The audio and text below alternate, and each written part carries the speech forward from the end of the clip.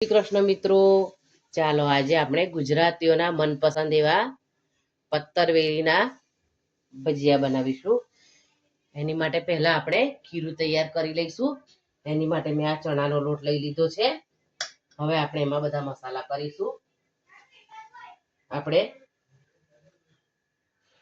આદુ મરચાંની પેસ્ટ 2 ચમચી લઈશું, હળદર લઈશું 1 ચમચી, ધાણા જીરું લઈશું, ગરમ મસાલો લઈશું અડધી ચમચી, લાલ મરચું પાવડર લઈશું અડધી ચમચી,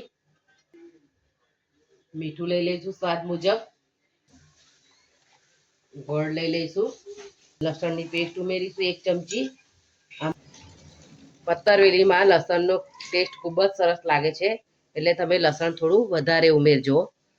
હવે આપણે એને મિક્સ કરી લઈશું બરાબર. પાણી ઉમેરી એની બેટર તૈયાર કરી લઈશું. એનું આપણે આ રીતે થોડું થોડું પાણી ઉમેરતા જઈને આપણે બેટર તૈયાર કરવાનું છે. બેટર તૈયાર કરી લેવાનું છે. હવે આપણે એમાં 2 ચમચી જેટલું તેલ ઉમેરીશું આપણે, એટલે આપણા પાત્રા અંદરથી સરસ પોચા બને.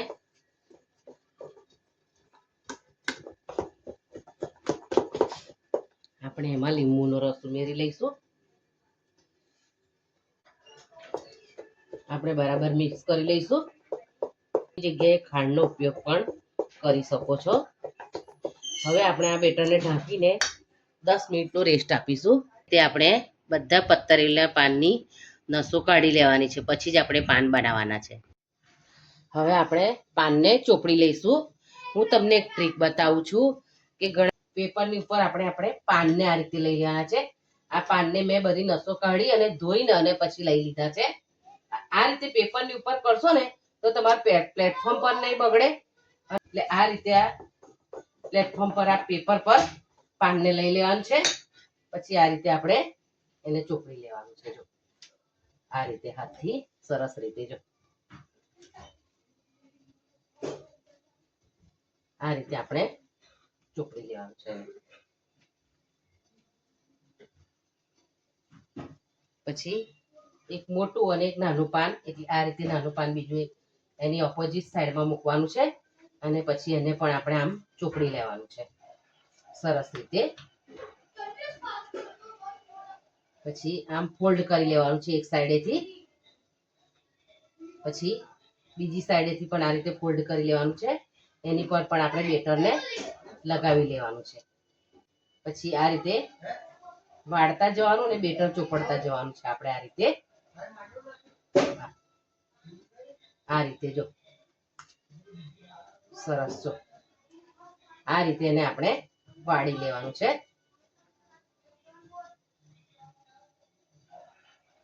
આ રીતે આપણે બધા પાનને વાળી અને તૈયાર કરી લેવાના છે. આ રીતે પછી આ રીતે પ્લેટ લઈ અને આ રીતે એને તેલથી ગ્રીસ કરી લેવાની છે. પછી આપણે સ્ટીમરમાં એને મૂકી દેવાની છે. આ રીતે કરી લેવાનું છે. પછી આ રીતે એને આપણા વાળેલા પત્તરવેલી આની અંદર મૂકી દેવાના છે. આ રીતે આપણે બધા પત્તરવેલી વાળી અને સ્ટીમ કરવા મૂકી દઈશું. હવે આપણે એને ઢાંકીને 30 મિનિટ માટે સ્ટીમ કરી લઈશું. આપણા પત્તરવેલીના ભજીયા સ્ટીમ થઈ ગયા છે કે નહીં એ જોઈ લઈએ. આપણે સરસ સ્ટીમ થઈ ગયા છે. જો હવે આપણે એને ઠંડા થવા દઈશું. પત્તરવેલી ઠંડા થઈ ગયા છે. હવે આપણે એને કટ કરી લઈશું આ રીતે.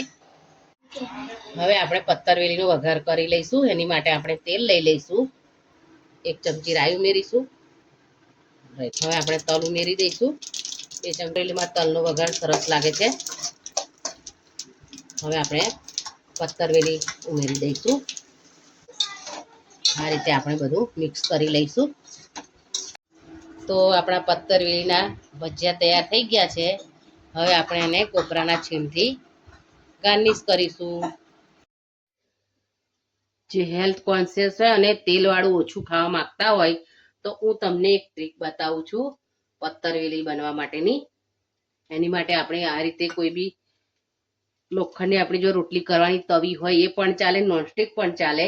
એમાં આપણે થોડું તેલ લઈ લેવાનું છે અને પત્તરવેલને આ રીતે અંદર ગોઠવી દેવાના છે. આપણે જો સરસ આ રીતે આપણે એને ગોઠવી અને શેકી લેવાના છે. આ રીતે થોડું થોડું તેલ ઉમેરતા જવાનું અને એક સાઈડે સરસ આછા ગુલાબી રંગના થાય ત્યાં સુધી આપણે શેકાવા દેવાના છે.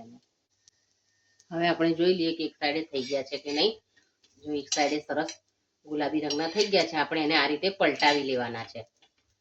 આ રીતે આપણે બીજી સાઈડે પણ એને થવા દઈશું. તમે જોઈ શકો છો સરસ શેકાઈ ગયા છે.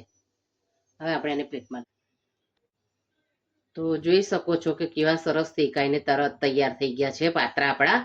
તો તમે આ રીતે શેકી અને જે ડાયટ કરતા હોય, તળેલું ના ખાતા હોય, એમને આ રીતે તમે આપી શકો છો. તમે પણ મારી રીતે એક વખત પત્તરવેલી બનાવજો અને એની મજા માણજો. Thank you.